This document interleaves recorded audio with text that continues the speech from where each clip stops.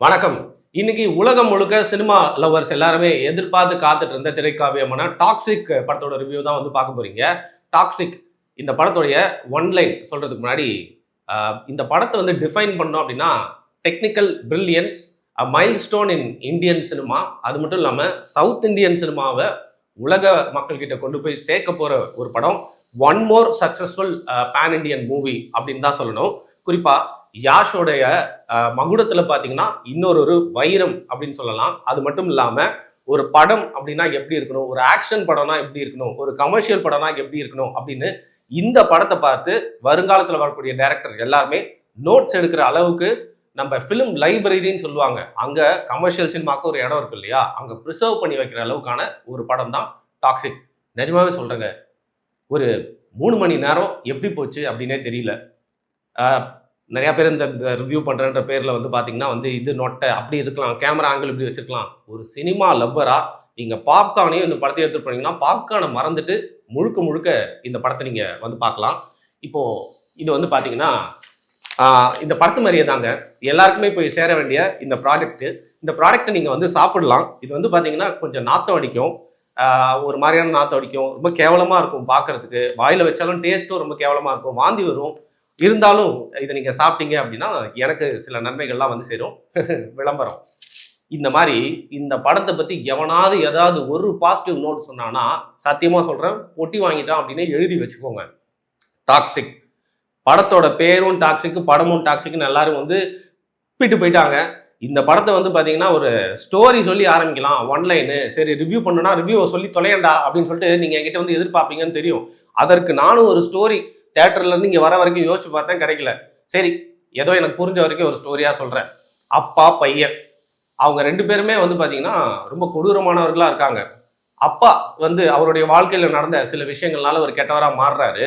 அவருக்கு எதிர்பாராத விதமா ஒரு ஆக்சிடென்டலா ஃபார்ம் ஆகிற ஒரு பேபியா பிறக்கிற பையன், அவனுடைய வாழ்க்கையும் வந்து ஒரு கொடூரமானதா இருக்கு அப்படிங்கிறதுனால அதற்கு காரணம் தன்னோட அப்பா அப்படிங்கிறதுனால 2 பேருமே வந்து பாத்தீங்கன்னா மோதிக்கிறாங்க.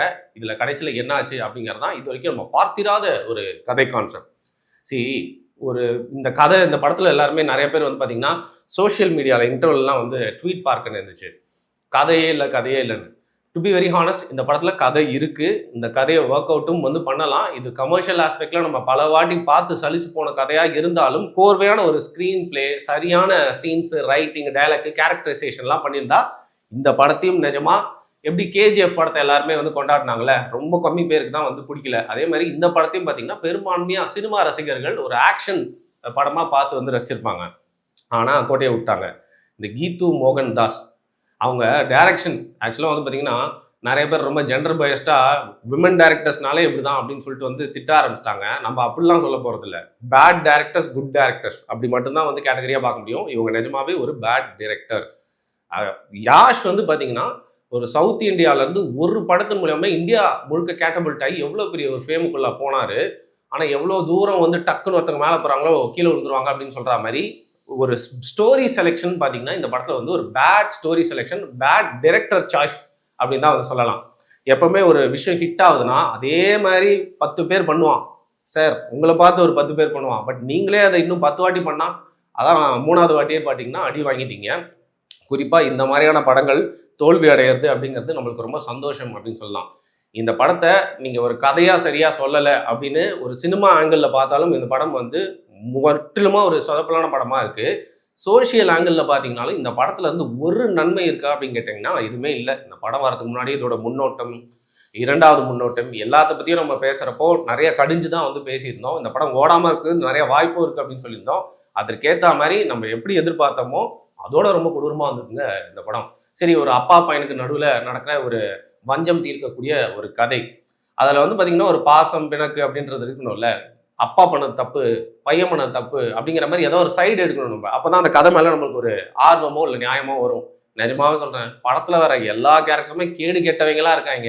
அதனால இவன் செத்துட்டானா, ஐயோ அப்படிலாம் வந்து யோசிக்க முடியல. இவன் செத்துட்டானா ரைட்டு, எவனோ ஒருத்தப்பறா டேய் நீ எப்படா சாவ அப்படிங்கிற மாதிரி வந்து பார்த்தீங்கன்னா ரொம்ப கொடூரமா இதில் ஒரு பேலன்ஸே இல்லாமல் வந்து போயிட்டு இருக்குன்னு சொல்லலாம். குறிப்பாக டைலாக்ஸ் நான் தமிழில் தான் பார்த்தேன். அதாவது எப்படி இருக்குன்னா, மென்னுவதெல்லாம் பொண்ணு இல்லைன்னு சொல்லுவாங்க, அதுக்கெல்லாம் பொண்ணுவதெல்லாம் மென்னு இல்லைன்னு சொல்ல முடியுமா, இந்த அளவுக்கு வந்து டைலாக் எழுதி வச்சிருக்காங்க. நீங்கள் அது இது பார்த்துருப்பீங்க ஒரு ஷோ, அது இது எதுன்னு சொல்லிட்டு. அதில் ஆங்கர் சொல்கிறதுக்கு பதிலாக சொல்லாமல் ஆப்போசிட்டாக வேறு ஏதாவது சொல்லணும்ல. அதை வந்து 3 மணி நேரம் முற்றிலுமாக வந்து பார்த்தீங்கன்னா ரூல்ஸை வந்து முடிக்காமல் ஜெயிச்சிருக்காங்க அப்படின்னே வந்து சொல்லலாம். ஏன்னா ஒரு கேரக்டர் ஒன்று சொல்லுதுன்னா அதுக்கு இன்னொரு கேரக்டர் பதில் சொல்லனா கூட கம்முனாவது போகலாம்ல. சம்பந்தமே இல்லாமல் அது வேற ஏதோ ஒரு டைலாக் சொல்லுது. சாதாரணமாக சொல்லக்கூடிய விஷயத்த கூட இந்த எலிவேஷன் கொடுக்குறேன்ற மாதிரி பஞ்ச் டைலாக் மாதிரியே சொல்லி சொல்லி கழுத்தை அறுத்து விட்டாங்க. ஸோ இந்த படத்தோட இன்னொரு ஒரு பெரிய மைனஸ் டைலாக்ஸு. ஸோ கதை சரியான கதையா அமைஞ்சிருக்கலாம், பட் ஸ்க்ரீன் பிளே சரியில்லை, டைரக்ஷன் சரியில்லை, டைலாக்ஸும் சரியில்லை. படத்தில் ஏதாவது ஒரு பாசிட்டிவ் சொல்லிட்டு மீதி கொஞ்சம் கழிவு ஊத்துறா அப்படின்னு சொன்னீங்கன்னா மியூசிக் மட்டும்தான். இந்த படத்தில் வரக்கூடிய பாடல்கள்லாம் ரொம்ப சுமார் ரகமாக இருந்தாலும் இது ஒரு 5 பேர் போட்டிருக்காங்க வேற வேற மியூசிக் டைரக்டர்ஸ். பட் படத்தோட ஸ்கோர் வந்து பார்த்தீங்கன்னா ஒரே ஒருத்தர் தான் போட்டிருக்காரு. ஸோ இந்த படத்தை நிஜமாவே வந்து ஒரு அளவுக்காவது நம்ம உட்காந்து கொஞ்ச நேரமாவது பார்க்கறதுக்கு சகிச்சுக்கலாம் அப்படின்னா இதோட பேக்ரவுண்ட் ஸ்கோர் மட்டும்தான் ரொம்ப ரேசியாக இருக்குது. இதை தாண்டி படத்தில் சொல்கிற மாதிரி எதுவுமே இல்லை. செட்டு போடுறேன் அப்படிங்கிற பேரில் வந்து பார்த்தீங்கன்னா ஒரு சர்க்கஸ் செட்டு போட்டு வச்சுருந்தாங்க, அது கரெக்டாக இருந்துச்சு. பட் படம் முழுக்க காட்டுற இடம் எல்லாமே சர்க்கஸ் செட்டு மாதிரியே இருக்குது அப்படிங்கிறது தான் ரொம்ப கொடூரமான விஷயம். கேஜிஎஃப்ல போட்ட அதே உடைகள், கேஜிஎஃப்ல வச்ச அதே ஹேர் ஸ்டைலு, அதே தாடி, அதே மீசை. யாஷ் வந்து இதில் வந்து இது ஒரு கேரக்டரில் தாடி மீசெல்லாம் எடுத்துகிட்டு வராப்புல. ஓ உங்க மூஞ்சி இப்படிதான் இருக்குமா அப்படின்னு சொல்லிட்டு பல பேருக்கு இன்னைக்கு தான் உண்மையே தெரியும் அப்படிங்கிற மாதிரி வந்து பாத்தீங்கன்னா அவ்வளவு நாள் தாடி மீசுக்குள்ளேயே வந்து வாழ்ந்துட்டு இருக்காரு. சரி யாஷ் எப்படி நடிச்சிருக்காரு அப்படின்னு பாத்தீங்கன்னா அவருக்கு கேஜிஎஃப்ல என்ன ஆக்டிங் வந்ததோ அதே ஆக்டிங் தான் இங்கேயும் யூஸ் பண்ணியிருக்காங்க. அதே மாதிரி சீன்ஸ் தான் வச்சிருக்காங்க.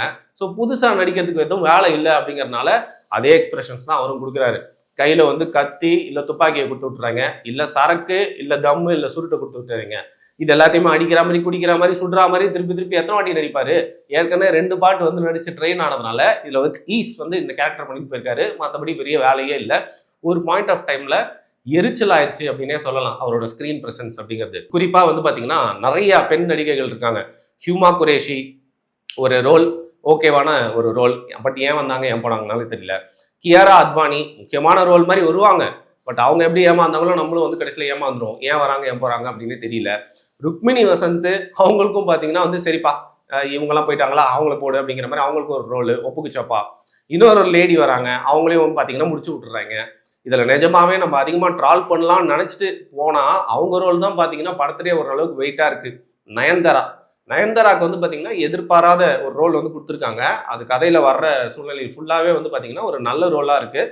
தப்பி தவறி இந்த படத்தில் ஒரு கேரக்டருக்கு ஏதோ கொஞ்சம் வெயிட் இருக்குது அப்படின்னா வந்து பார்த்தீங்கன்னா அது நயன்தாரா கேரக்டர் தான். அந்த விதத்தில் அவங்கள வந்து பார்த்தீங்கன்னா வந்து தள்ளி வச்சிடலாம். இல்லை படத்தில் முழுக்க முழுக்க குடிக்கிற சீனுங்க.